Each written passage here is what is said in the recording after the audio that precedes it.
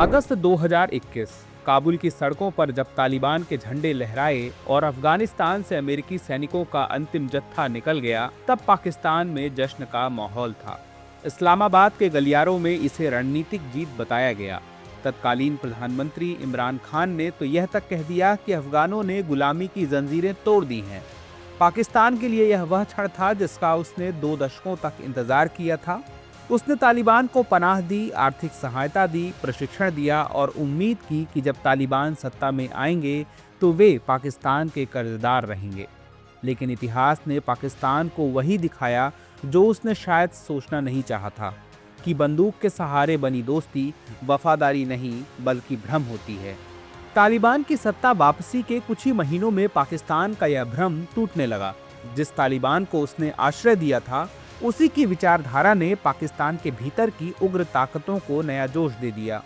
तहरीक-ए-तालिबान पाकिस्तान, जो अफगान तालिबान से संगठनात्मक रूप से अलग है लेकिन विचारधारा में पूरी तरह एक है, ने दोबारा सिर उठाया।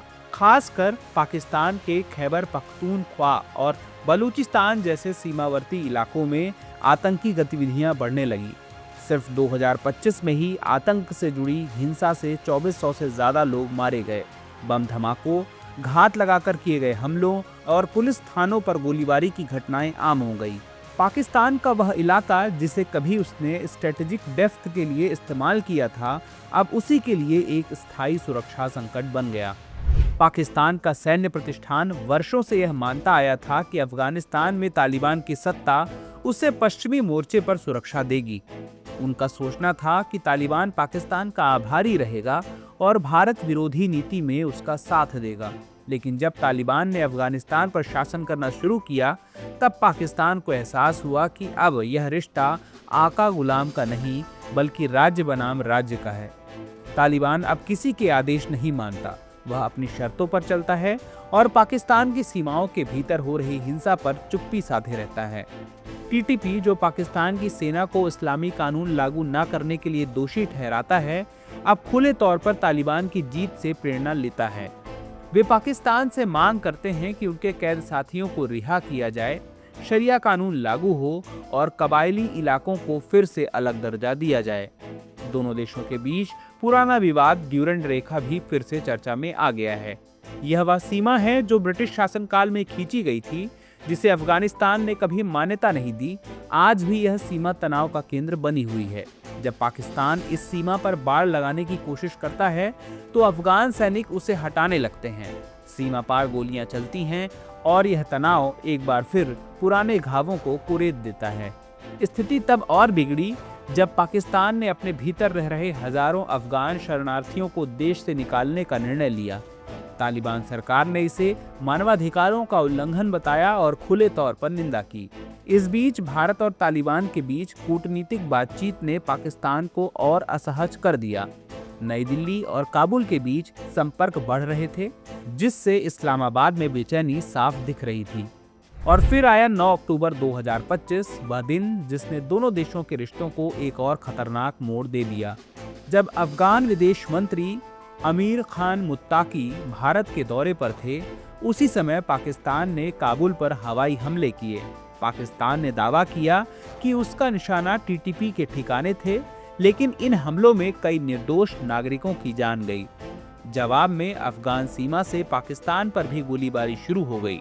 एक सप्ताह तक दोनों देशों की सीमाओं पर बमबारी और गोलीबारी का दौर चलता रहा। अंततः कतर की मध्यस्थता से संघर्ष विराम हुआ, पर अविश्वास की खाई और गहरी हो गई। पाकिस्तान ने यह कदम इसलिए उठाया ताकि वह तालिबान सरकार को यह संदेश दे सके कि अब अगर पाकिस्तान पर हमला हुआ तो उसकी जवाबदेही काबुल की होगी, यानी पाकिस्तान अब अफगानिस्तान को सीधे तौर पर जिम्मेदार ठहराएगा। ठीक वैसे ही जैसे भारत ने अपनी सर्जिकल स्ट्राइक और बालाकोट एयर स्ट्राइक के जरिए आतंकवाद के खिलाफ स्पष्ट नीति अपनाई थी।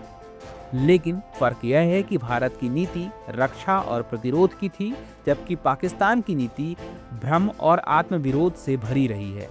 बीते कई दशकों से पाकिस्तान एक दोहरी रणनीति पर चलता रहा है। एक तरफ वह खुद को आतंकवाद से पीड़ित देश बताता है और दूसरी ओर उन्हीं आतंकी संगठनों को संरक्षण देता है जो भारत, ईरान या अफगानिस्तान जैसे पड़ोसियों पर हमला करते हैं। यही दोहरापन अब उसके गले की हड्डी बन चुका है। जिन संगठनों को उसने अपनी विदेश नीति का औजार बनाया, वही अब उसकी आंतरिक सुरक्षा के लिए सबसे बड़ा खतरा बन गए हैं। टीटीपी अब सिर्फ सीमाई इलाकों में सक्रिय नहीं, बल्कि पाकिस्तान के भीतर प्रशासनिक और धार्मिक ढांचे को चुनौती देने की कोशिश कर रहा है। वे कहते हैं कि अगर अफगानिस्तान में तालिबान शरीयत लागू कर सकते हैं तो पाकिस्तान में क्यों नहीं। यह सवाल अब पाकिस्तान की सियासत, सेना और समाज तीनों को भीतर तक हिला रहा है। इसी बीच भारत की कूटनीतिक मौजूदगी अफगानिस्तान में धीरे धीरे बढ़ रही है। तालिबान के प्रतिनिधि भारत आ रहे हैं, मानवीय सहायता पर बातचीत हो रही है और यह सब पाकिस्तान को बेहद असहज करने वाला है, क्योंकि इस्लामाबाद के लिए अफगानिस्तान हमेशा एक सुरक्षा बफर था, लेकिन अब वही बफर भारत की कूटनीति का मंच बनता जा रहा है। आज पाकिस्तान उस स्थिति में खड़ा है जहां उसकी बनाई नीतियों का उल्टा असर उसी पर पड़ रहा है।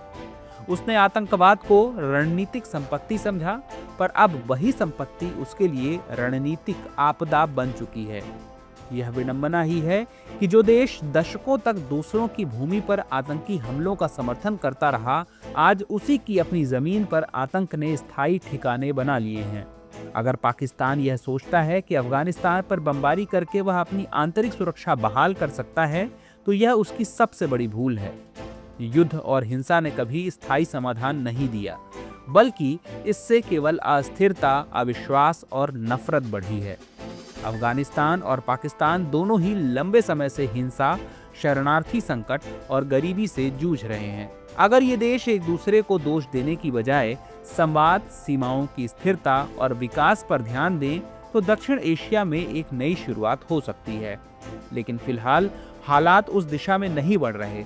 तालिबान की कट्टर नीतियां, पाकिस्तान का अस्थिर राजनीतिक तंत्र और आर्थिक संकट तीनों मिलकर एक विस्फोटक मिश्रण तैयार कर रहे हैं। नतीजा यह है कि पाकिस्तान ना तो अपने भीतर शांति ला पा रहा है और ना ही अपने पड़ोस में स्थिरता देख पा रहा है।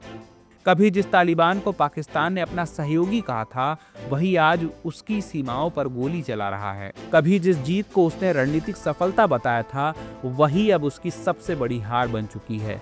काबुल की सत्ता पर तालिबान की वापसी ने इस्लामाबाद की उम्मीदों की नींव हिला दी। व्यूअर्स, चर्चा को यहीं विराम देते हैं और नोट करते हैं आज का सवाल।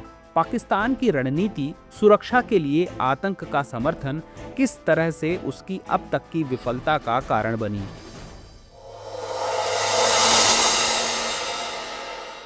अब एग्जाम की तैयारी को और बेहतर करने के लिए हमारे चैनल को लाइक, शेयर और सब्सक्राइब करना ना भूलें।